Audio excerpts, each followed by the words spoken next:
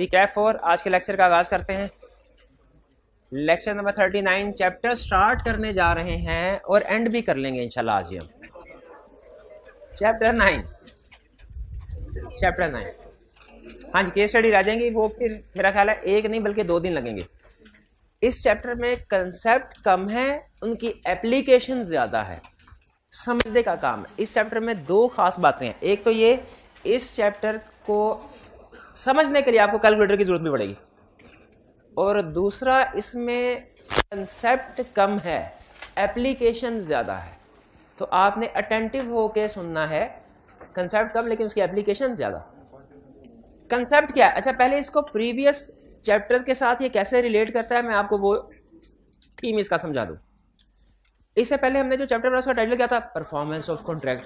हमने ये पढ़ा जब कोई कॉन्ट्रैक्ट होता है ना, तो अल्टीमेटली 3 में से कोई एक काम होता है, बल्कि बड़े 2 काम होते हैं। ये तो यहां तो कॉन्ट्रैक्ट पूरा होता है या कॉन्ट्रैक्ट पूरा नहीं होता। कॉन्ट्रैक्ट पूरा हो जाए उसे हम कहते हैं कॉन्ट्रैक्ट हैज बीन परफॉर्म्ड, जो कि हमने प्रीवियस चैप्टर में यही पढ़ा। और कॉन्ट्रैक्ट अगर पूरा नहीं हुआ तो 2 रीजंस की वजह से पूरा नहीं होता। या तो कोई सुपरवीनिंग इम्पॉसिबिलिटी होती है, या प्रॉमिसर या प्रॉमिसी में से किसी का कसूर होता है। ऐसे होता है। यानी कॉन्ट्रैक्ट बना, उसके बाद 3 पॉसिबिलिटीज हैं। या तो परफॉर्म होगा, पूरा हो गया, या पूरा नहीं हुआ किस वजह से, सुपरवीनिंग इम्पॉसिबिलिटी की वजह से, या पूरा नहीं हुआ किस वजह से, प्रॉमिसर या प्रॉमिसी के डिफॉल्ट की वजह से। ये जो प्रॉमिसर या प्रॉमिसी का डिफॉल्ट होता है इसे कहते हैं breach of contract. Supervening impossibility और ब्रीच ऑफ कॉन्ट्रैक्ट में फर्क यह है, सुपरवीनिंग इम्पॉसिबिलिटी में प्रॉमिसर या प्रॉमिसी किसी का भी कसूर नहीं होता, हालात ऐसे हो जाते हैं कि कॉन्ट्रैक्ट परफॉर्म नहीं हो सकता। और ब्रीच ऑफ कॉन्ट्रैक्ट का क्या मतलब है कि यहाँ प्रॉमिसर या प्रॉमिसी की गलती है, डिफॉल्ट है, नेग्लिजेंस है, जिसकी वजह से कॉन्ट्रैक्ट पूरा नहीं हो सका। कॉन्ट्रैक्ट परफॉर्म हो गया, पहली ऑप्शन बेहतरीन, कहानी वही खत्म। सुपरवीनिंग इम्पॉसिबिलिटी हो गई, अफसोस हुआ, लेकिन कहानी फिर भी यही खत्म। किसी ने आगे फर्दर कोई एक्शन नहीं करना, कोई डैमेजेस वगैरह, हर्जाना वगैरह किसी ने किसी को दान नहीं करना। क्यों डैमेजेस वगैरह नहीं पे करने? किसी की गलती नहीं है। लेकिन अगर ब्रीच ऑफ कॉन्ट्रैक्ट हो, ब्रीच ऑफ कॉन्ट्रैक्ट, तो फिर इसमें जो एक होती है फॉल्टी पार्टी, एक होती है एग्रीव्ड पार्टी। अगर प्रॉमिसर की गलती है, प्रॉमिसर ने ड्यू डेट पे कॉन्ट्रैक्ट जो प्रॉमिस था पूरा नहीं किया, प्रॉमिसर का डिफॉल्ट। और इसमें फॉल्टी पार्टी कौन है? प्रॉमिसर। और एग्रीव्ड पार्टी कौन है? प्रॉमिसी। और अगर प्रॉमिसी के किसी एक्ट की वजह से कॉन्ट्रैक्ट पूरा नहीं हुआ तो फिर फॉल्टी पार्टी कौन है? प्रॉमिसी। और एग्रीव्ड पार्टी कौन है? प्रॉमिसर। तो ये वाला चैप्टर याद रखिएगा। ये वाला चैप्टर हमारा पिछले दोनों चैप्टर थे, वो एक तो परफॉर्मेंस से रिलेट करता था और सुपरवीनिंग इम्पॉसिबिलिटी से। ये वाला चैप्टर किससे रिलेट कर रहा है? ब्रीच ऑफ, बल्कि ब्रीच ऑफ कॉन्ट्रैक्ट पहले भी हमने डिस्कस किया। ये कंसेप्ट हमें बताएगा ये चैप्टर कि अगर कभी ब्रीच ऑफ कॉन्ट्रैक्ट हो तो उसके क्या नतायज होंगे और किसको भुगतना पड़ेंगे। ये चैप्टर हमें क्या बता रहा है? अगर कभी ब्रीच ऑफ कॉन्ट्रैक्ट हो उसके कॉन्सिक्वेंसेस क्या होंगे। और आपको पहले तो ये समझ आनी चाहिए ब्रीच ऑफ कॉन्ट्रैक्ट क्या है।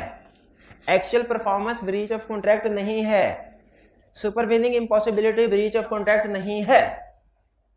प्रॉमिसर या प्रॉमिसी में से किसी का अपना प्रॉमिस पूरा ना, किसी का फॉल्ट होना, प्रॉमिसर या प्रॉमिसी में से किसी का फॉल्ट होना जिसकी वजह से कॉन्ट्रैक्ट पूरा नहीं, ये ब्रीच ऑफ कॉन्ट्रैक्ट है। और इसमें याद रखिए प्रॉमिसर का भी फॉल्ट हो सकता है, प्रॉमिसी का भी। ठीक है, इन भाईजान के साथ मेरा एग्रीमेंट हुआ कि मैं इनको फॉर एग्जांपल एसी सप्लाई करूंगा 1 लाख रुपए पे। मैं प्रॉमिसर हूं, ड्यू डेट पे एसी की कीमत 1,20,000 हो गई। मैंने इनको 1 लाख में एसी सप्लाई करने से, बेचने से इनकार कर दिया। ब्रीच। इसमें कसूर किसका है? प्रॉमिसर का। दूसरी एग्जांपल, ड्यू डेट पे एसी की प्राइस 80,000 हो गई, इन्होंने 1 लाख में खरीदने से इनकार कर दिया। अब प्रॉमिसी की तरफ से।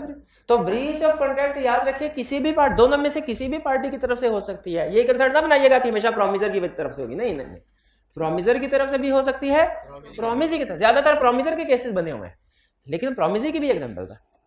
ब्रीच ऑफ कॉन्ट्रैक्ट क्या है ये समझ आ गया? और ब्रीच ऑफ कॉन्ट्रैक्ट में दोनों पार्टीज का कसूर हो सकता है, ये भी समझ आ गया। हम इस चैप्टर में क्या स्टडी करेंगे, जब ब्रीच ऑफ कॉन्ट्रैक्ट, उसके कॉन्सिक्वेंसेस क्या होंगे, उसके कॉन्सिक्वेंसेस क्या होंगे। इसे कॉन्सिक्वेंसेस भी कहते हैं, रेमेडीज भी कहते हैं। Consequences of breach of contract भी कह सकते हैं, remedies for breach of contract. Remedies ज्यादा बेहतर और लीगल टर्म है, कॉन्सिक्वेंसेस लीगल टर्म नहीं है, वो तो आसान रोजमर्रा की इंग्लिश में बोलते चलते हैं। रेमेडी लीगल टर्म है। Remedies for breach of contract का क्या मतलब है, remedies for breach of contract का मतलब है वो course of action. Remedies for breach of contract का मतलब क्या है, वो कोर्स ऑफ एक्शन, वो ऑप्शंस जो हैं किसके पास, एग्रीड पार्टी के पास। वो ऑप्शंस जो एग्रीड पार्टी के पास है, कब कब, जब ब्रीच ऑफ कॉन्ट्रैक्ट हो। इसका मतलब है जब ब्रीच ऑफ कॉन्ट्रैक्ट हो तो एग्रीड पार्टी के पास एक से ज्यादा ऑप्शंस होती हैं, एक से ज्यादा ऑप्शंस होती हैं। वो एक से ज्यादा ऑप्शंस, वो वन बाय वन हम स्टडी कर रहे हैं। वैसे ये चैप्टर सारा फोकस है एक के ऊपर कर रहा है, डैमेजेस के ऊपर, लेकिन मैं चाह रहा हूं एडिशनल कंसेप्ट भी आपको समझा दूं 5 मिनट 10 मिनट लगा के, कि लफ्ज रेमेडी में और डैमेजेस में फर्क है। रेमेडी का मतलब क्या है, रेमेडी का मतलब क्या है, वो कोर्स ऑफ एक्शन जो एग्रीड पार्टी के पास है जब ब्रीच ऑफ कॉन्ट्रैक्ट हो। कुछ रेमेडीज फाइनेंशियल होती हैं, कुछ रेमेडीज नॉन फाइनेंशियल होती हैं, ठीक है। कुछ financial in short financial remedy financial होना, इसे डैमेजेस कहते हैं, यहां पैसे लिए जाते हैं। लेकिन डैमेजेस के अलावा कुछ और रेमेडीज भी हैं, डैमेजेस के अलावा कुछ और रेमेडीज भी है। रेमेडी में वो डैमेजेस में फर्क समझ आ रहा है ना। रेमेडी का मतलब है कॉम्प्रिहेंसिव टर्म, वो सारी ऑप्शंस जो एग्रीड पार्टी के पास हो सकती हैं। अब वो क्या क्या ऑप्शन हो सकते हैं सुन लें। पहली ऑप्शन हो सकती है सूट फॉर, सूट का मतलब केस फाइल करना, स्पेसिफिक परफॉर्मेंस, या suit for injunction, suit for specific performance, suit for, इससे इक्विटेबल रेमेडीज भी कहते थे एक जमाने में, लेकिन इसको छोड़े। हम जब एग्रीमेंट करते हैं उसमें प्रोमिसर या तो एग्री करता है प्रॉमिस टू डू समथिंग, ना टू डू की एग्जांपल क्या थी, कि हमने क्रिकेटर के साथ एग्रीमेंट किया कि वो अगले 3 साल हमारी जो एकेडमी है, क्रिकेट एकेडमी, यहां से खेलेगा। You have to do something. और नॉट टू डू समथिंग क्या है, कि जितना अरसा हमारे साथ वो खेल रहा है उतने अरसे में किसी और के साथ, एकेडमी के साथ नहीं खेलेगा, किसी और की एडवर्टाइजमेंट नहीं करेगा। In not to do something. अगर ये क्रिकेटर इस एग्रीमेंट को तोड़ता है तो एक रेमेडी तो फौरन ज़हन में आती है कि इसे हर्जाना अदा करना चाहिए, लेकिन उससे पहले कुछ और ऑप्शंस भी हैं। बाज़ औक़ात हर्जाना जो है ना, पैसे, वो सफिशिएंट रेमेडीज नहीं होते। वो कहता है जी हमें पैसों के लिए नहीं, हमने काम करते हैं, हम लोगों को एक अच्छी क्रिकेट दिखाने के लिए हमने इनको हायर किया था, तो हम कोर्ट में जाके केस फाइल जरूर करेंगे इस क्रिकेटर के खिलाफ, लेकिन ये केस फाइल नहीं करेंगे कि हमें डैमेजेस दें, ठीक है। पैसे के पीछे नहीं हम भागने वाले, हम ये केस फाइल करेंगे suit for specific performance. Specific performance का मतलब कि जो कॉन्ट्रैक्ट में तय पाया था इससे वही काम करवाया जाए, इसे मजबूर किया जाए कि ये हमारी एकेडमी से खेले, हमारी टीम का हिस्सा बने। यानी अगर एग्रीमेंट में ये तय पाया हो कि कोई काम किया जाएगा तो केस फाइल किया जाता है suit for specific performance. Specific performance का मतलब है ये काम करो। और अगर एग्रीमेंट में तय पाया था कि कोई काम नहीं किया जाएगा तो जो केस फाइल किया जाएगा उसे कहते हैं सूट फॉर इंजंक्शन। इंजंक्शन का मतलब है कोई काम करने से रोकना, कोई काम करने से रोकना। इसे उर्फ आम में स्टे ऑर्डर भी कहते हैं, सूट फॉर इंजंक्शन को। तो असल में ये दोनों रेमेडीज क्या है कि जो तय पाया था कॉन्ट्रैक्ट में उसी को पूरा किया जाए। ये जो बंदा कह रहा है ना कि मैंने इसको पर अमल नहीं करना, इसको मना करें, और जो कॉन्ट्रैक्ट में तय पाया है वही काम किया जाए। अगर कॉन्ट्रैक्ट में तय पाया टू डू समथिंग तो कोर्ट क्या ऑर्डर करेगी, स्पेसिफिक परफॉर्मेंस का ऑर्डर करेगी। और अगर कॉन्ट्रैक्ट में तय पाया था नॉट टू डू समथिंग, अगर मेरा कॉलेज के साथ ये एग्रीमेंट हो कि मैं नेक्स्ट सेशन पढ़ाऊंगा और फर्ज कीजिए बाद में मैं ये कहता हूं कि मैं नहीं पढ़ाता, कॉलेज के पास पहली ऑप्शन, पहले तो हिसाब किताब लगाए कितना नुकसान है और मेरे से डैमेजेस ले ले। दूसरी ऑप्शन क्या है, एक और कोर्ट में जाए और उनसे कहे कि जिन्होंने एग्रीमेंट किया था अब इनको हमने पैसा नहीं चाहिए हमें, इनसे कहिए कि ये अपना वादा जो किया था कॉन्ट्रैक्ट में पूरा करें। तो कोर्ट जो ऑर्डर इशू करेगी वो स्पेसिफिक परफॉर्मेंस का ऑर्डर होगा कि इंजंक्शन का ऑर्डर होगा? Specific performance, order of court to do promise, जो वादा किया वो करो। और इंजंक्शन का मतलब क्या होता है? Order of court prohibiting from doing that. Clear? अगर फर्ज किसी को घर बेचा, उसमें एक दरख्त लगा हुआ था, हमने इस कंडीशन पे घर बेचा कि इस दरख्त को नहीं आपने काटना, और हमें पता चले कि वो बंदा जो है वो दरख्त को काटने की कोशिश कर रहा है, बताइए इसमें क्या डैमेजेस क्लेम करने चाहिए? सूट फॉर इंजेक्शन के suit for specific performance, suit for injection. तो कुछ कॉन्ट्रैक्ट ऐसे होते हैं जिसमें डैमेजेस की बजाय ज्यादा बेहतर होता है स्पेसिफिक परफॉर्मेंस। ठीक है, वो बहरहाल बेसिक कंसेप्ट है, आगे एग्जांपल फर्दर मैं नहीं जा रहा, एग्जांपल वो डिस्कस करेंगे जो हमारे सिलेबस वाली है। तो स्पेसिफिक परफॉर्मेंस है आपके पास या इंजेक्शन? अगर आप कहते हैं नहीं हमें पैसे दे दे, पैसे से भी काम चल जाएगा, अब वायलेशन किया एक बंदे ने, ये है असल कंसेप्ट डैमेजेस, ये मेन कंसेप्ट जो एग्जाम में क्वेश्चन टेस्ट होगा। तो रेमेडीज में से एक रेमेडी स्पेसिफिक परफॉर्मेंस इंजेक्शन और एक डैमेज। अगर आप डैमेजेस ले लेते हैं ना फिर आप वो काम नहीं करवा सकते, और अगर आप वो काम करवा लेंगे तो फिर डैमेजेस नहीं। ठीक, अब हमने फर्ज कीजिए ऑप्शन सेलेक्ट की डैमेजेस की, तो जाहिर है, अच्छा एक बात बताइए, मैंने इनके साथ एग्रीमेंट, बेसिक रूल मैंने इनके साथ एग्रीमेंट किया, मैंने उसकी वायलेशन की, तोड़ दिया एग्रीमेंट। लॉ का बेसिक प्रिंसिपल क्या है? जिसने एग्रीमेंट तोड़ा उसको सबक सिखाना या जो एग्रीड पार्टी है उसका नुकसान पूरा करना? दोनों नहीं, एग्रीड पार्टी का नुकसान पूरा करना।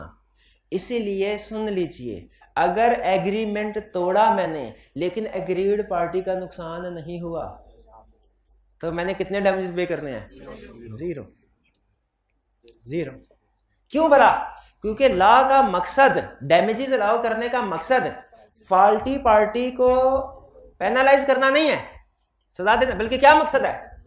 एग्रीड पार्टी को कंपनसेट कर। ये सोल जहन में रखिएगा। इसका मतलब पता क्या हुआ? ये केस स्टडी में सुल काम आएगा। अगर ब्रीच ऑफ कॉन्ट्रैक्ट से एग्रीड पार्टी को नुकसान नहीं हुआ तो डैमेजेस नहीं, और अगर नुकसान हुआ तो डैमेजेस। लेकिन कितने डैमेजेस? आपके तकरीबन 90% क्वेश्चन इस कंसेप्ट पे बेस कर रहे हैं। कितने डैमेजेस? जितने वो मांगेगा या जितना नुकसान हुआ? जितना नुकसान हुआ। हाँ बिल्कुल, जितना नुकसान हुआ। अच्छा अब जरा सोच के बताइए, मैं केस स्टडी के लिए आपको तैयार कर रहा हूं, सोच के बताइए, ये भाईजान जब अपना अदालत पूछेगी हाँ भी ब्रीच ऑफ कॉन्ट्रैक्ट हुआ, तुम्हें नुकसान हुआ कि नहीं हुआ? ये अगर कहते हैं नहीं नुकसान हुआ, अदालत कहेगी भाग जाओ। ये अगर कहते हैं नुकसान हुआ तो अदालत इनसे पूछेगी कितना नुकसान हुआ। जितना ये बोलेंगे उतने पैसे अदा कर दिए जाएंगे कि उनकी क्लेम की वेरिफिकेशन होगी। ये चैप्टर आपको वेरिफिकेशन करना सिखा रहा है, इसलिए कि जो एग्रीड पार्टी होती है ना वो गुस्से में आके पता नहीं क्या क्या चीजें क्लेम में डाल देती है कि ये भी नुकसान हुआ, ये भी नुकसान हुआ, ये भी नुकसान हुआ, सारे पैसे इनके मुझे दीजिए। तो ये चैप्टर हमें क्या सिखा रहा है? नुकसान की कैलकुलेशन करना, कि जो डैमेजेस पे किए जाएंगे उन्हें कैलकुलेट कैसे करना है। पूरे चैप्टर का सिर्फ एक ही मकसद है। क्या मकसद है?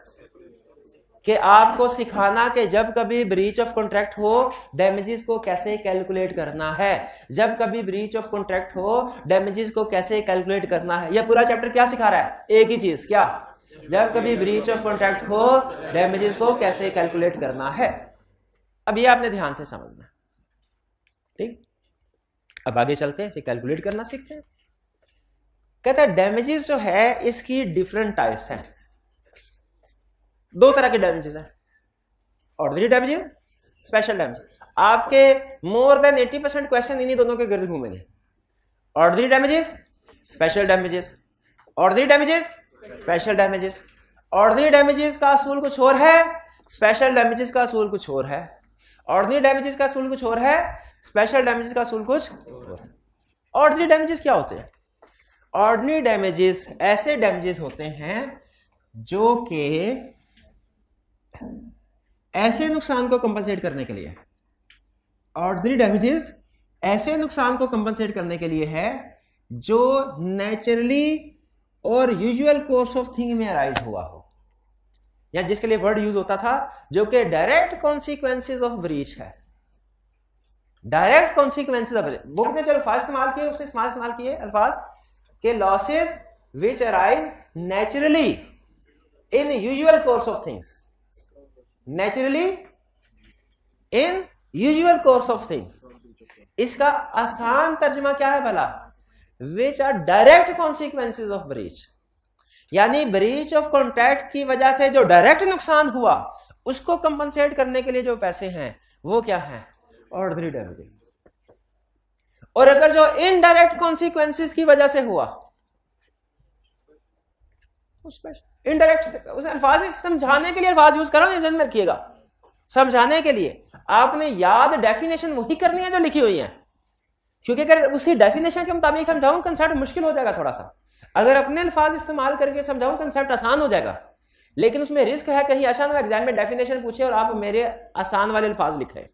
मेरे आसान वाले अल्फाज लीगली गलत हैं लेकिन कंसेप्ट फिट बैठ जाएगा, तो इसीलिए याद आपने वही करना है जो लिखा हुआ है।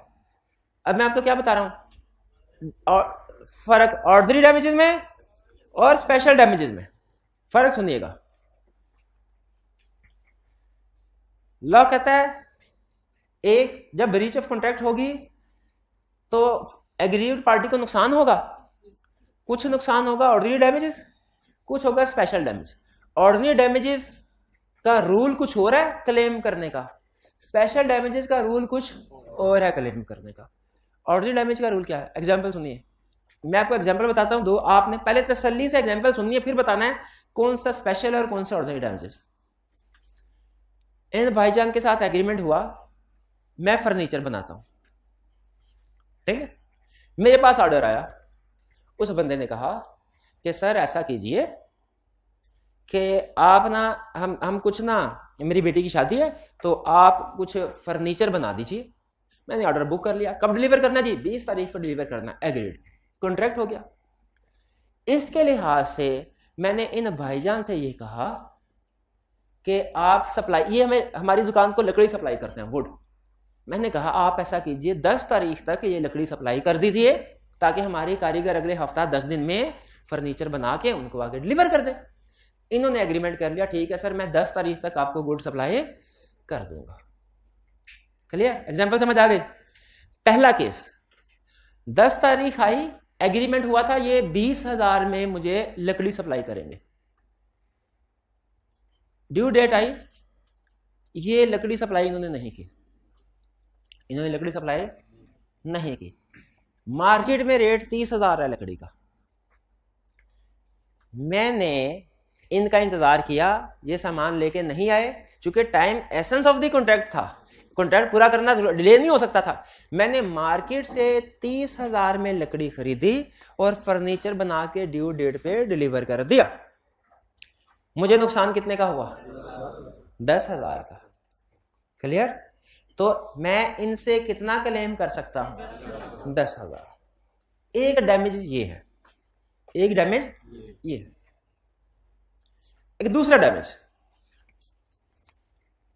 ड्यू डेट पे इन्होंने वुड सप्लाई नहीं की, लकड़ी सप्लाई नहीं की, ठीक है, और मार्केट में किसी और के पास लकड़ी थी भी नहीं। मैं इंतजार करता ये नहीं आए, और ड्यू डेट पे जिसके साथ मेरा एग्रीमेंट था वो पार्टी आई, मैंने कहा सामान तो नहीं है। उन्होंने कहा अच्छा, उन्होंने मेरे खिलाफ ब्रीच ऑफ कॉन्ट्रैक्ट का केस फाइल कर दिया। दूसरी पार्टी ने मेरे खिलाफ, मुझे उनको 1.5 लाख रुपया देना पड़ा। 1 लाख रुपया ब्रीच ऑफ कॉन्ट्रैक्ट का, 50,000 बता सकते हैं किस चीज के?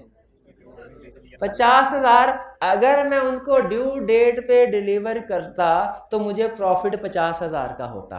तो मेरे असल में ना इस कॉन्ट्रैक्ट पे 2 नुकसान हुए हैं कॉन्ट्रैक्ट ना, एक तो वो जो प्रॉफिट होना था वो नहीं हुआ, और दूसरा जुर्माना अलग देना पड़ा 1.5 लाख।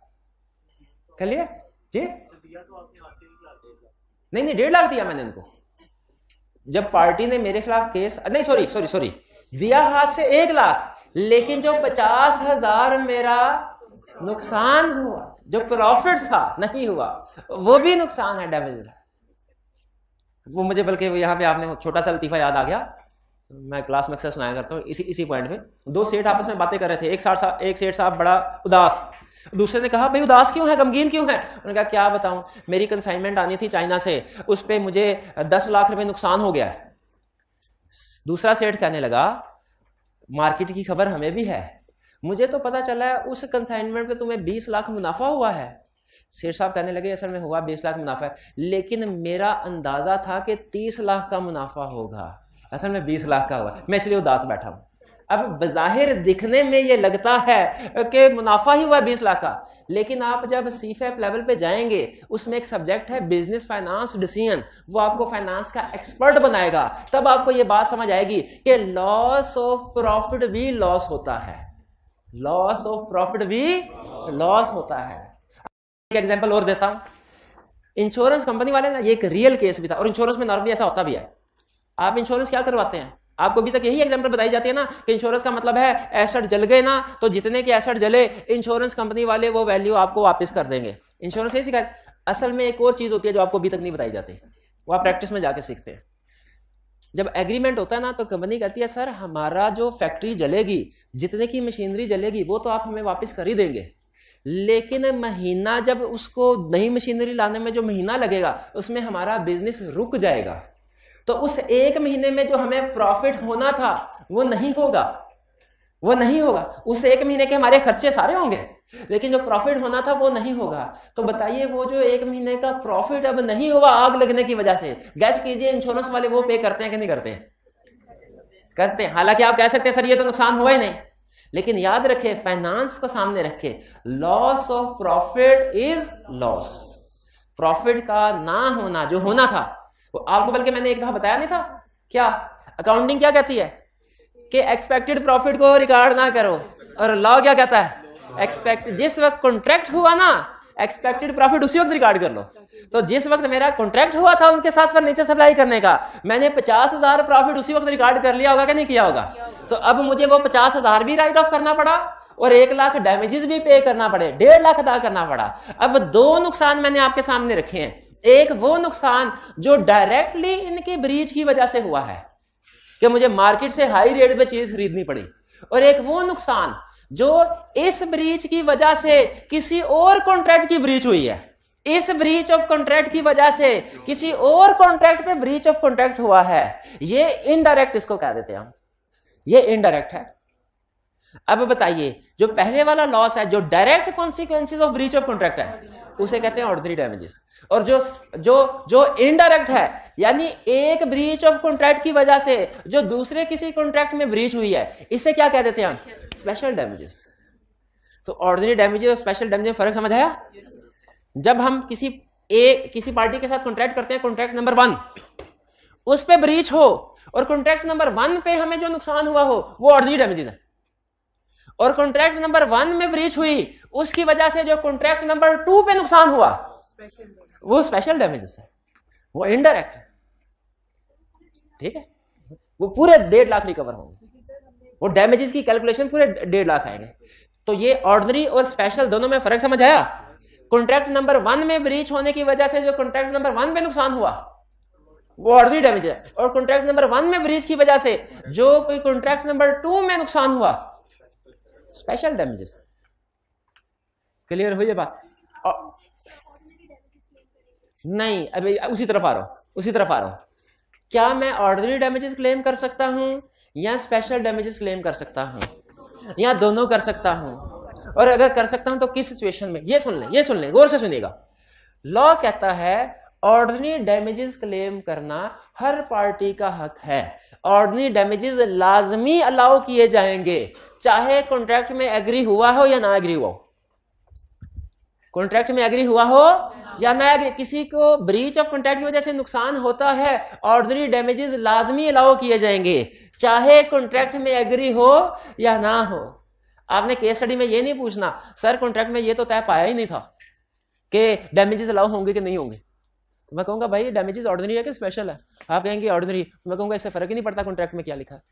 ऑर्डिनरी डैमेजेस हैं तो अलाउ होंगे ही, चाहे तय पाए नहीं। स्पेशल डैमेजेस हैं, अलाउ होंगे सिर्फ उस वक्त, किस वक्त, जब कम्युनिकेट किया जाएगा एट टाइम ऑफ कॉन्ट्रैक्ट। जब कम्युनिकेट किया जाएगा एट टाइम, दो चीजों के ऊपर फोकस है, कम्युनिकेशन के ऊपर और at time of contract. Communication के ऊपर ज्यादा फोकस है, लेकिन एट टाइम ऑफ कॉन्ट्रैक्ट के ऊपर भी फोकस है। यानी स्पेशल ऑर्डिनरी डैमेजेस कब अलाउ किए जाएंगे?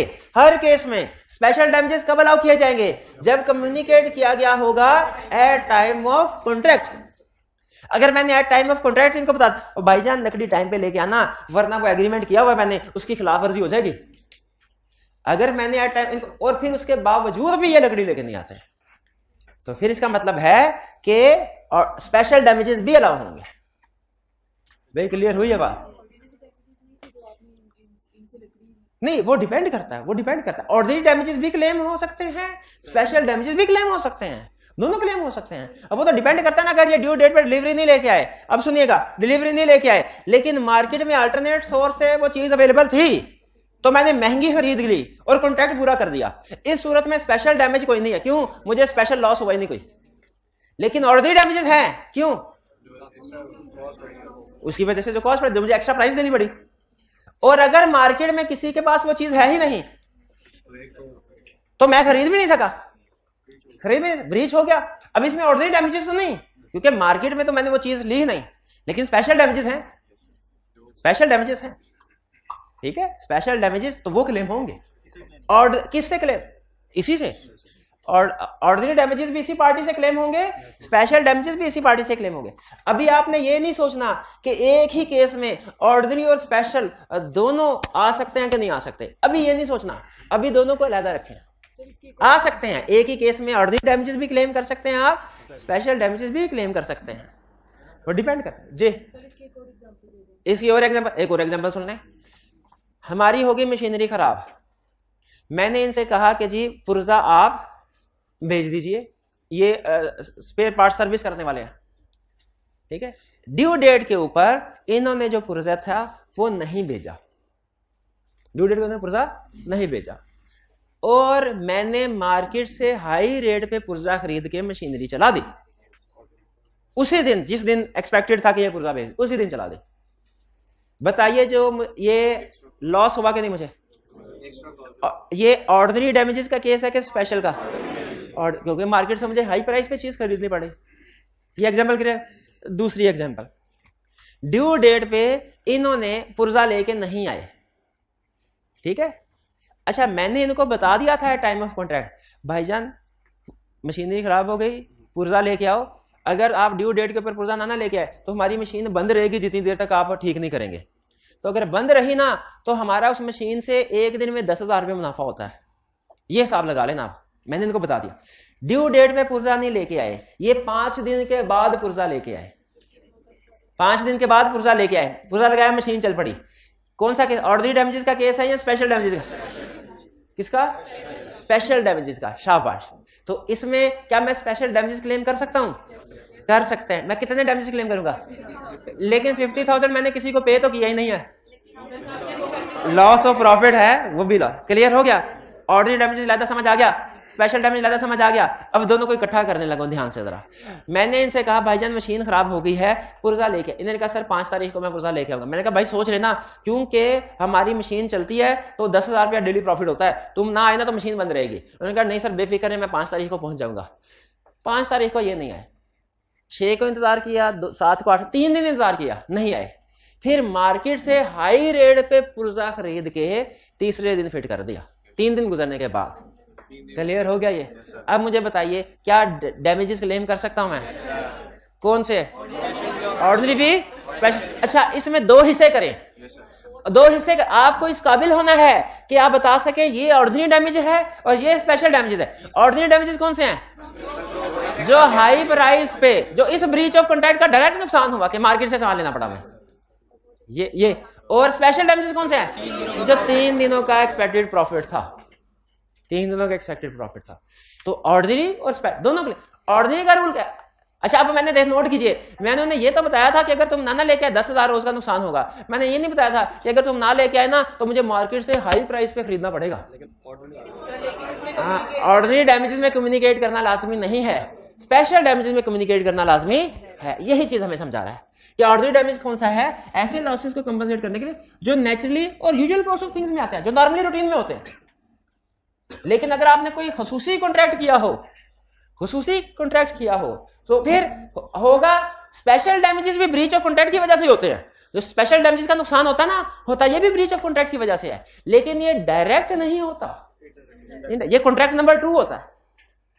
ठीक है, ये डायरेक्ट के बाद अगली चीज, ये किस वक्त क्लेम होगा, अगर पार्टीज को पता होगा। ये डेफिनेशन तो आपने रटा लगानी है ना, असल चीज रूल है।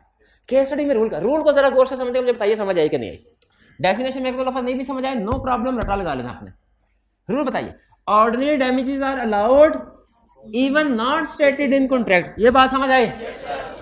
और दूसरी बात, एक्चुअल लॉस अलाउ होगा, एक्चुअल लॉस अलाउ होगा। ये बात समझ आ रही है? यानी अगर ये बढ़ा चढ़ा के कहीं नुकसान हुआ तो वो नहीं होगा, एक्चुअल लॉस अलाउ होगा। और एक्चुअल लॉस कैलकुलेट कैसे होगा भला? देखिए, ये डिपेंड करता है। कॉन्ट्रैक्ट एक्ट में ना आपने जितनी भी एग्जांपल आज तक मैंने दिए ना, मेरा ख्याल जितनी भी, वो sale of good and services की है, इसके अलावा कोई एग्जांपल नहीं। और उनमें भी ज्यादातर एग्जांपल्स गुड की थी, सर्विसेज की इक्का दुक्का वो सिंगल वाली एग्जांपल थी सर्विसेज की, मेरा ख्याल बस इक्का। तो सेल ऑफ गुड के केस में एक्चुअल लॉस क्या होता है भला? मार्केट प्राइस और कॉन्ट्रैक्ट प्राइस का फर्क, मार्केट प्राइस और कॉन्ट्रैक्ट प्राइस का फर्क है, ये होता है लॉस। क्लियर हुई ये बात? तो एक्चुअल लॉस इज अलाउड का मतलब क्या है? ब्रीच ऑफ कॉन्ट्रैक्ट जिस दिन हुई उस दिन देखा जाएगा कि जो चीज सप्लाई नहीं की इन्होंने, उसकी मार्केट प्राइस क्या थी, कॉन्ट्रैक्ट प्राइस क्या थी, उसका डिफरेंस अलाउ होगा। अगर मार्केट, इन्होंने कहा अगर मार्केट प्राइस कम है, मैं इसको दूसरे अल्फाज में चेंज करके जवाब दे रहा हूं, अगर ब्रीच हो लेकिन नुकसान ना हो तो डैमेजेस नहीं होंगे, डैमेजेस नहीं होंगे। ठीक है? अच्छा, एक इंटरेस्टिंग केस बताऊं आपको। ड्यू डेट पे एग्रीमेंट हुआ, ये एग्रीमेंट हुआ, ये 20,000 रुपए में चीज सप्लाई करेंगे, इन्होंने चीज सप्लाई की। अच्छा, मैंने इनसे कहा हुआ था, वो से एग्जाम्पल थोड़ी अजीब सी है। एग्रीमेंट हुआ ड्यू डेट के ऊपर लकड़ी सप्लाई करेंगे, और मैंने इनको बता दिया था कि अगर लकड़ी सप्लाई नहीं ना की तो आगे कॉन्ट्रैक्ट किया हुआ है उसके ऊपर 10 लाख का नुकसान हो जाएगा। उन्होंने कहा सर बेफिक्र ड्यू डेट पे पहुंच जाऊंगा। ड्यू डेट पे नहीं आए, ब्रीच ऑफ कॉन्ट्रैक्ट हुआ, 20,000 रुपए का एग्रीमेंट हुआ था, मार्केट में वो ही वुड अवेलेबल है 20,000 रुपए में ही, मैंने नहीं खरीदी, मैंने नहीं जान, मैंने कहा नहीं, मैंने कहा 20,000 खरीद पहले बनाऊंगा, उसके बाद मुनाफा होगा। अब तो बैठे बैठे मुनाफा हो गया। वो कैसे? इसने ब्रीच की है तो मैं स्पेशल डैमेजेस से अलाउ कर लेता हूं। मैंने वुड सप्लाई नहीं की, नुकसान हुआ, बताइए मैं इनसे कितने पैसे क्लेम कर सकता? कोई भी नहीं कर सकता। शाबाश। क्यों नहीं कर सकता भला? क्योंकि ये नुकसान हुआ है मेरी नेग्लिजेंस की वजह से, इसकी वजह से नहीं। लॉ एक बड़ी इंटरेस्टिंग लाइन बोलता है, वो जरा गौर से सुनिएगा, गौर से सुनिएगा। लॉ ये कहता है कि जब ऑर्डिनरी डैमेजेस होंगे ना तो एक्चुअल लॉस अलाउ होगा, लेकिन ये उस पार्टी की, एग्रीड पार्टी की जिम्मेदारी है कि अगर मुमकिन हो तो लॉस को मिनिमाइज करने की कोशिश करे, लॉस को बढ़ा चढ़ा के बढ़ाने की कोशिश ना करे। तो अगर लॉस से बचा जा सकता था, ब्रीच ऑफ कॉन्ट्रैक्ट हुई, आपके वाला सवाल, ब्रीच ऑफ कॉन्ट्रैक्ट हुई लेकिन लॉस से बचा जा सकता था, नहीं बचे, क्लेम होगा? क्यों नहीं क्लेम होगा? क्योंकि वो मेरे नेग्लिजेंस की वजह से। 3-4 कंसेप्ट इकट्ठे आ गए, मिक्स हो, बेफिक्र रहें, सारे बिल्कुल क्लियर हो जाएंगे। कब भला? जब एग्जांपल्स केस स्टडीज करेंगे, एक चीज की आगे कई एग्जांपल्स है। लेकिन फिर से रिवीजन कर देता हूं ताकि जब केस स्टडी करने बैठे कंसेप्ट आपके स्ट्रांग हो। ये चैप्टर किस चीज से रिलेट करता है? Breach of damage. डैमेज का मतलब क्या है? जब ब्रीच ऑफ कॉन्ट्रैक्ट होगी तो फाल्टी पार्टी ने कितने पैसे अदा करने हैं। कोर्ट कहता है जो डैमेजेस की 2 टाइप्स हैं, ordinary damages, special. Ordinary damages क्या है? जो किसी ब्रीच ऑफ कॉन्ट्रैक्ट की वजह से डायरेक्ट नुकसान होता है। स्पेशल डैमेजेस क्या है? जो उसकी वजह से इनडायरेक्ट होता है, यानी इस ब्रीच ऑफ कॉन्ट्रैक्ट की वजह से हमें इस कॉन्ट्रैक्ट में जो नुकसान हुआ वो तो सो हुआ, वो ऑर्डिनरी डैमेजेस है। इस ब्रीच ऑफ कॉन्ट्रैक्ट की वजह से जो इस कॉन्ट्रैक्ट के नुकसान हुआ वो ऑर्डिनरी है, और जो इसकी वजह से कोई दूसरा नुकसान हुआ वो स्पेशल है। वो स्पेशल है। अल्फाज के ऊपर नहीं जाना आपने, इसको रटा लगाना है। कंसेप्ट, जो इस कॉन्ट्रैक्ट की ब्रीच की वजह से इस कॉन्ट्रैक्ट का नुकसान हुआ ऑर्डिनरी, जो इसकी ब्रीच की वजह से किसी और कोई नुकसान हुआ स्पेशल डैमेज। लॉ का रूल क्या है? कहता है ऑर्डिनरी डैमेजेस अलाउ करेंगे, ऑर्डिनरी डैमेजेस अलाउ करेंगे, चाहे लिखे या चाहे नहीं लिखे। स्पेशल डैमेजेस सिर्फ उस वक्त अलाउ करेंगे अगर at time of contract communicate किए गए हों, ठीक है। लेकिन लॉ कहता है दो आखिरी चीजें दो आपको समझाना चाह रहा हूं, उसके बाद आप कहेंगे तो खत्म, ये नहीं पढ़ाना आज पेनल्टी नहीं पढ़ाते यार, ठीक। थोड़ी कोई चीज कल के लिए भी रख लेते हैं। आखिर लॉ ने दो असूल बताए हैं, लॉ ने दो असूल बताए। पहला असूल कहता है जब ब्रीच ऑफ कॉन्ट्रैक्ट होना, एग्रीव्ड पार्टी ने कोशिश करनी है कि नुकसान मिनिमम हो। अगर वो कोशिश नुकसान को कम कर सकती थी लेकिन जानबूझ के नहीं किया, उसकी इजाजत हम नहीं देंगे, फिर वो अलाउ नहीं करेंगे। क्यों नहीं अलाउ करेंगे? क्योंकि वो उसकी अपनी नेग्लिजेंस समझा जाएगा। और दूसरा असूल, स्पेशल डैमेजेस तो होते हैं, वेरी स्पेशल डैमेजेस नहीं होते। क्या मतलब? इस कॉन्ट्रैक्ट की वजह से, इस कॉन्ट्रैक्ट की वजह से अगर इस कॉन्ट्रैक्ट में नुकसान हुआ, कॉन्ट्रैक्ट ऑर्डिनरी, इस कॉन्ट्रैक्ट की ब्रीच की वजह से किसी दूसरे कॉन्ट्रैक्ट पे नुकसान हुआ स्पेशल, इस दूसरे कॉन्ट्रैक्ट की ब्रीच की वजह से कोई तीसरा नुकसान हुआ, कोर्ट कहता है वो अलाउ नहीं करूंगा। हमने कहा कोर्ट को सर ऑर्डिनरी डैमेजेस अलाउ करें 50,000, कोर्ट ने कहा किया। हमने कहा स्पेशल डैमेजेस अलाउ करें 1 लाख, कोर्ट ने कहा किया। नहीं, पहले पूछा कि कम्युनिकेट किया था कि नहीं किया था, हमने कहा किया था, कोर्ट ने कहा अलाउ किया ये भी।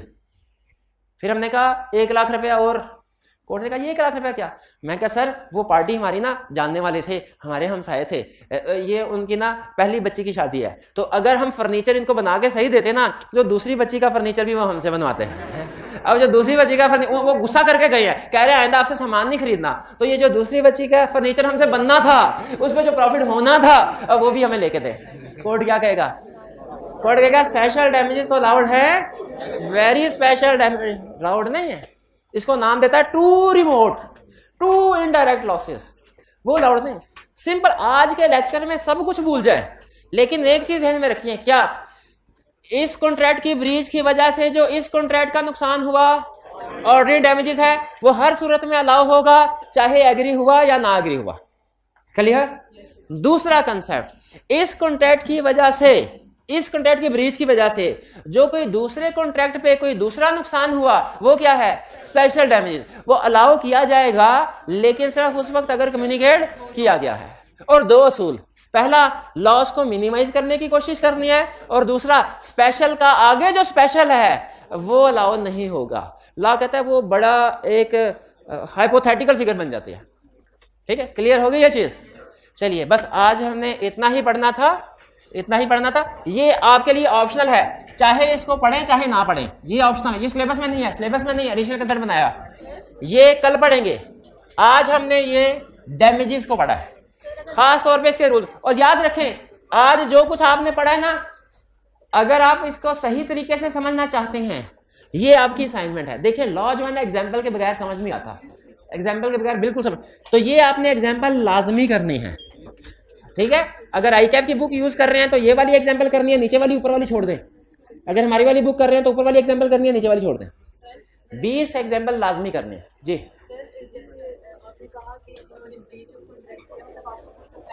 भाई, 1 मिनट ठहरे, उनका क्वेश्चन देखे, शायद काम का उठा है।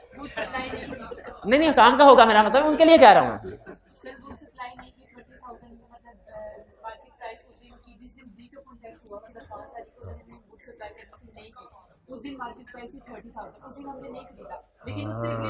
ये अहम क्वेश्चन, शाबाश, देखा ना, सच में निकला। आवाज भाई बोलता है ना। इन्होंने ये कहा कि एग्रीमेंट हुआ था 5 तारीख को ये वुड सप्लाई करेंगे 30,000 में, तो 5 तारीख को सप्लाई नहीं किया, वुड का रेट था 40,000, लेकिन जिस तरह डॉलर की प्राइस बढ़ रही थी उसी तरह वुड की प्राइस भी बढ़ रही थी। मैंने इंतजार किया, जब 5 दिन के बाद फर्नीचर की प्राइस 40,000 हो गई, एग्री किया था 20 पे, जिस दिन ब्रीच हुआ उस दिन रेट 30,000 था। लेकिन मैंने कुछ दिन और इंतजार किया, जब रेट 40,000 हुआ तब क्लेम फाइल किया कि मुझे 20,000 डैमेजेस अलाउ किए जाएं, क्योंकि मार्केट रेट इस वक्त 40 है और कॉन्ट्रैक्ट प्राइस 20,000 थी। कोर्ट कितना अलाउ करेगा? 10,000। कोर्ट कहता है कॉन्ट्रैक्ट प्राइस और market price at time of breach, at time of breach वो प्राइस लेंगे, वो प्राइस लेंगे। ठीक है, एक केस स्टडी थी उसमें, हर चले छोड़े इसको, मैं बता देता हूं। उसमें एक बंदे को ना गलत इंफॉर्मेशन देके शेयर बेचे गए थे कंपनी के। ठीक है, समझ लीजिए, उसे कहा गया था पिछले साल में कंपनी बहुत प्रॉफिट में, हालांकि लॉस में थी। शेयर खरीद लिए उसने 1,000 रुपए के। शेयर खरीदने के बाद शेयर की प्राइस बढ़ के 1200 हो गई, बढ़ के 1200 हो गई। उसने कुछ भी नहीं किया, कुछ भी नहीं किया। ठीक है, यानी उसको प्रॉफिट हो गया। उसके बाद शेयर की प्राइस डाउन होकर 700 हो गई, फिर इसने फाइल किया। क्या आप डैमेजेस मिलेंगे इसको? नहीं मिलेंगे, क्योंकि जब बेनिफिट था तब वो चुप रहा, उसे जब पता चल गया उसी वक्त एक्शन ले लेना चाहिए था। तो याद रखें, हमने देखना है, ये नहीं है कि सब्सिक्वेंटली जब कभी प्राइस चेंज होती रहेगी हमारे डैमेजेस भी ऊंचे नीचे चलते रहेंगे, ऐसे नहीं होगा। ब्रीच जिस दिन हुई उस दिन की प्राइस ली जाएगी। हाँ, ये वो फ्रॉड वाला केस से मिलता है।